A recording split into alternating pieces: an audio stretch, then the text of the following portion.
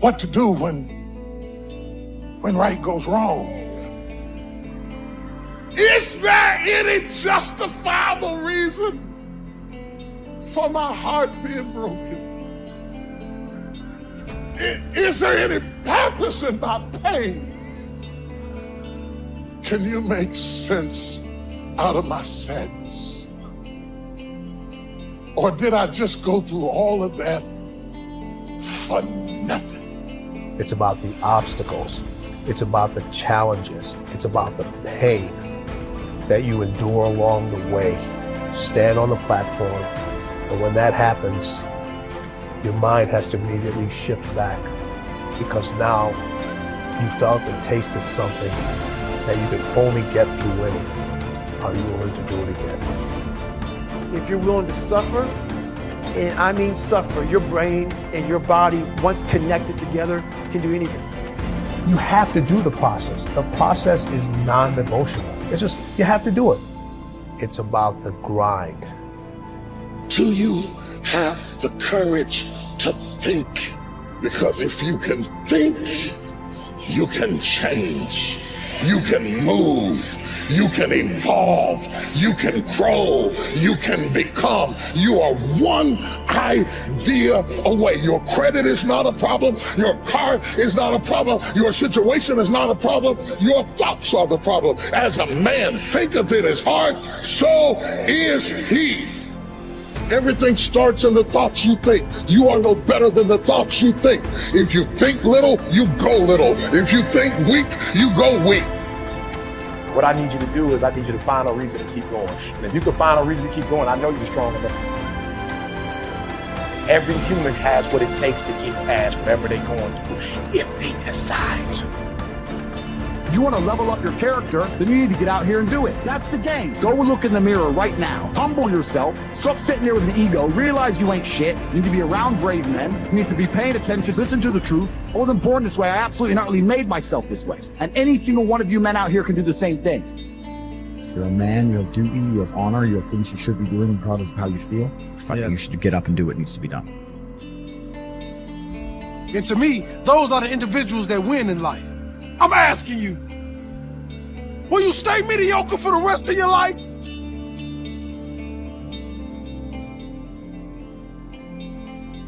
Success happens to you not because you desire it, because you earn it. Everybody desires it. It comes only if you're capable of it. You know, we say in yoga, if you keep one eye on the goal, you have only one eye to find your way. That's not a good way to play a game. It's better both your eyes are on the game. The winning the cup and the accolades are things which happen because we play a game well. It's not because we want them, it'll happen. Because we play well, it happens. So it's always best that we keep our eyes, our body, our mind, everything focused on just one thing. That is when a human being functions at his maximum efficiency. If everything is focused in one way, your body, your energy, your mind, everything is organized in just one direction. A person who's going in one direction will go somewhere.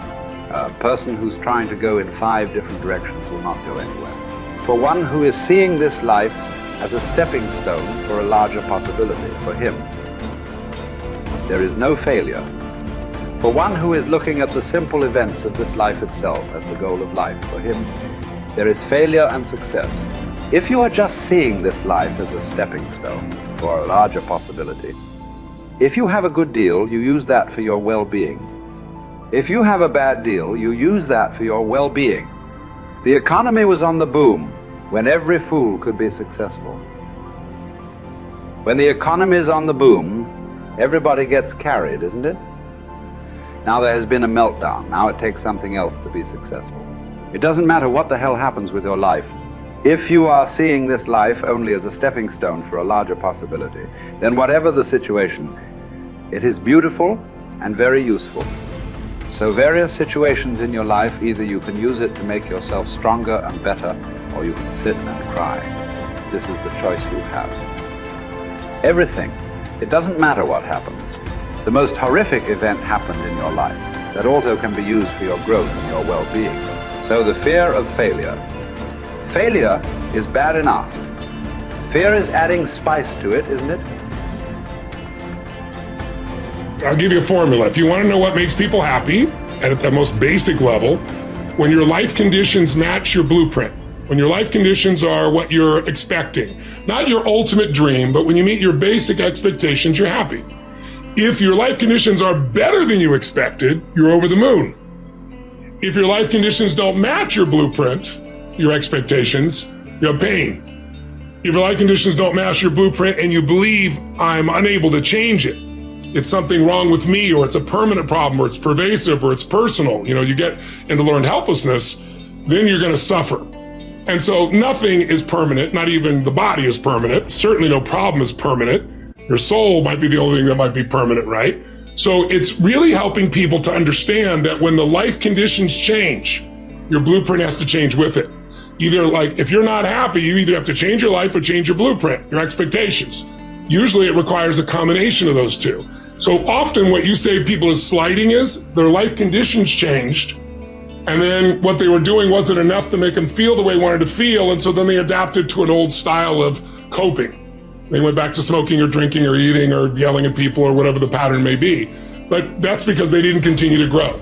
And so that's why it's not a static thing with me. I teach people not just, okay, you're going to make these changes in your values. It's like, you got to look as your life conditions change. You're going to make that happen. As you hit different stages of life, you're going to have to make those decisions. And people everybody wants their life to be better, but no one wants to change, right? So we have to keep changing as the life conditions change. We got to update our blueprint, our values, our beliefs, our rules about how to play the game. And we have to update our behaviors to adapt to where the environment is. If you don't do that, you're in trouble. There are many people during COVID who it was the most horrific experience.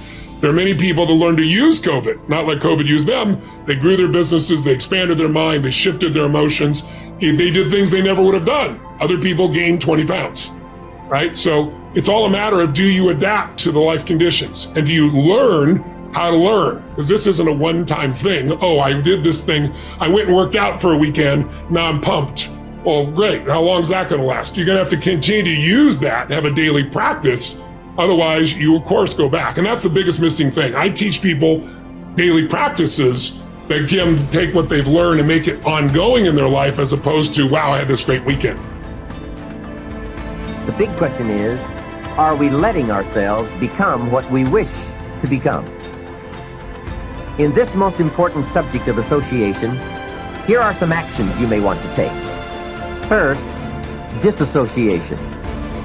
You may, after a study of those 3 questions, who am I around, what are they doing to me, and is that okay, you may come to the serious conclusion that there are some people you just have to break away from. I'm not saying that it's an easy step to take, and it's not to be taken lightly. However, I am saying it may be an essential task. You may just have to make that hard choice not to let certain negative influences affect you anymore. Remember, it could be a choice that saves the quality of your life. The second action you may want to take is limited association. It could well be that you are spending too much time in a certain area of your life with a certain group of people. It's easy to put time and effort in the wrong place. The guy spends 3 hours at the ball game and 30 minutes listening to the sermon. See, that's called out of balance. 30 minutes for spirituality, 3 hours for entertainment. That doesn't weigh well 5 years from now, 10 years from now, when you take a look at the sum total of your values in your life. Here's one of the easy ways to end up with a mediocre average life: spending major time on minor things. Sophisticated people learn to weigh everything before they spend time or money. You've got to weigh before you pay. Whether you're going to spend heavy time or light time, you've just got to weigh. Otherwise, if you're not careful, you can get trapped into spending heavyweight time with lightweight people. Now, it's okay to have casual friends as long as you give them casual time, not serious time. Spend major time with major influence and minor time with minor influence. It's so easy to do just the opposite, but don't let it be said that you fell into that trap. So maybe all you need to do to change some of the influences in your life is not to eliminate them, but merely limit them. Say, I have a good time with these people, but I'm not going to spend days and days with them anymore. I'm just going to cut that down and save some of that time for more major people and more major enterprises. Remember, it's your life. You can spend your time with whomever you want and whenever you want. But you didn't invest in this program for me to kid you. Take a look at your priorities and your values. We have so little time at our disposal. Wouldn't it make sense to invest it wisely? If you have only $100 in your pocket, it's okay to spend $20 for fun and put $80 toward your important values and commitments. But would you be happy reversing those percentages? Better to put the majority of your money where you know it will get you a positive return, rather than put it where the taste is brief and the results are poor. Of course, you must be the judge. You must determine whether the situation and the people call for disassociation or limited association. But remember, if it isn't taking you where you want to be 5 years from now, 10 years from now, now is the time to fix it.